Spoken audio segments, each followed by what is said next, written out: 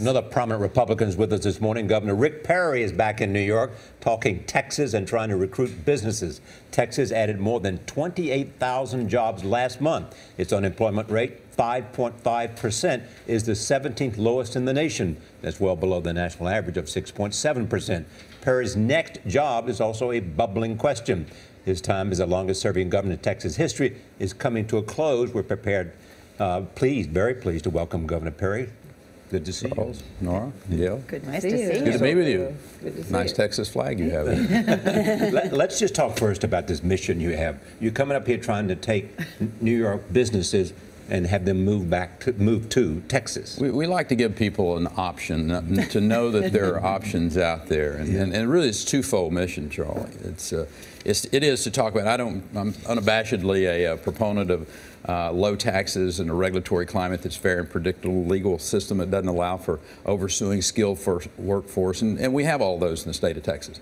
But it's also to drive a conversation. I asked the governor to consider having a debate over these issues, and I think it would be instructional for the country to see two very large substantive state governors sit down and talk about the policies of tax and regulatory climate, of legal system, of skilled workforce, and to let the people of the country decide which of those best suit their needs. You like debates?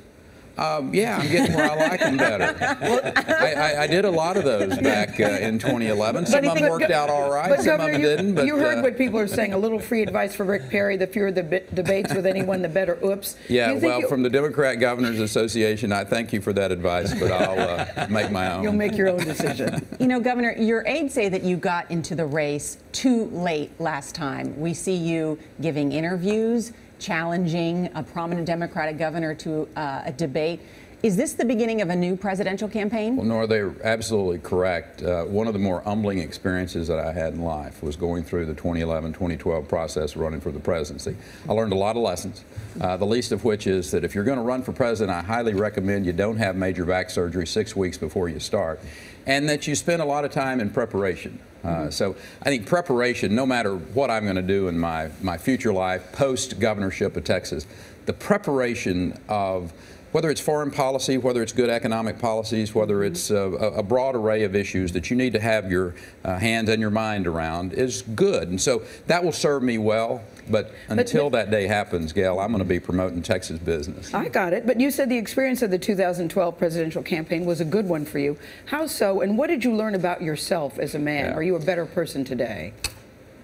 It was a very humbling experience. And I think how people respond when they've been knocked down is a better reflection of their character than if everything's all blue sky and the wind behind your back. So I've had the wind in my face. I've been knocked down, and I'm okay.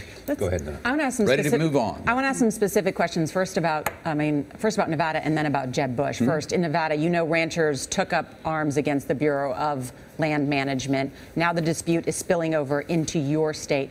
What do you make of this standoff? What do you think of Clive Bundy? You think what he's done was a good thing?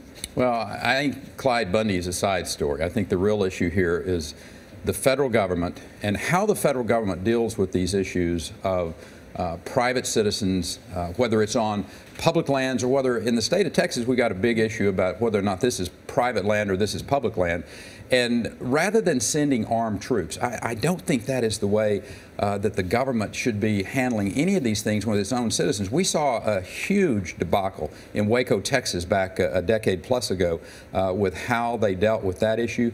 I hope our government officials are very, very wise and use common sense when it comes to these issues of conflict within the borders of the United States, dealing with something that should be able to be dealt with in a substantially less confrontational way. And just to button up real quick, Clive Bundy made some very inflammatory racial comments that are reported in the New York Times today. Do you denounce those comments? Right. Look, I don't know what he said, but the fact is Clyde Bundy is a side issue here. Compared to what we're looking at in the state of Texas, he is an individual. Deal with his issues as you may. What we have in the state of Texas, I don't get distracted about, is the federal government is coming in and attempting, from our perspective, to take over private property. And you must, if this country's to stay the land of freedom and liberty, private property rights must be respected.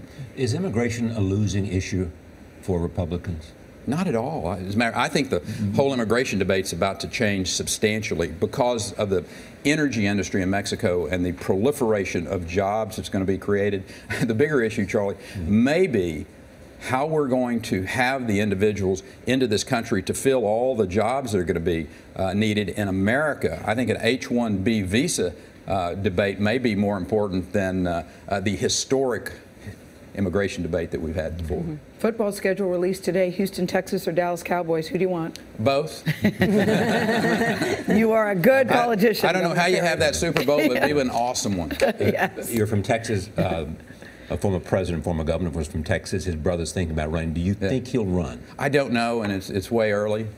Jeb's a very capable man and a friend and a good governor when he was down in Florida, and I'm going to be spending my time over the course of the next 9 months making sure that Rick Scott gets elected in Florida and Susana Martinez over in New Mexico, and working with the governors across the country and talking about these blue state versus red state policies, and hopefully Andrew Cuomo will come and debate us about those one of these days. All right. He's a tough debater. I know. Right here. On this show, that would be great. That would be awesome. Governor, I like the glasses. And I like yours. Thanks, Governor Perry. Thank you. You're welcome.